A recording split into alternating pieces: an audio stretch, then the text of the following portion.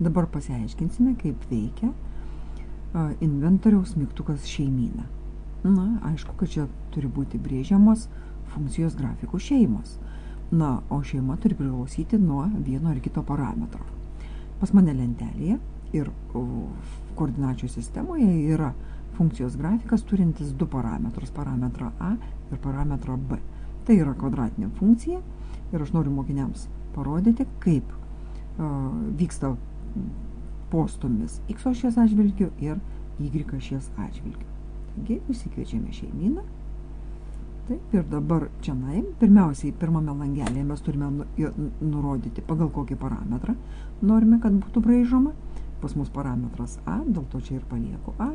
Toliau aš turiu įrašyti, nuo kokio mažiausio iki kokio didžiausio skaičius turi kisti tas parametras. Aš noriu, kad jis keistųsi nuo -1 ir iki, paimkim, 4.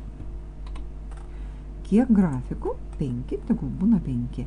Spaudžiu brėžti, štai mes turime funkcijos grafikų šeimyną pagal parametrą A. Parametras A keičia savo reikšmes, čia parašyta, nuo -1 iki 4. Ir matome štai tokius funkcijos grafikus. Norėdami panaikinti šeimyną, vėl spaudžiame, įsikviečiame tą pačią lentelę ir paspaudžiame panaikinti. Vėl turime pradinį funkcijos grafiką. Dabar aš noriu nubrėžti šeimyną pagal parametrą B.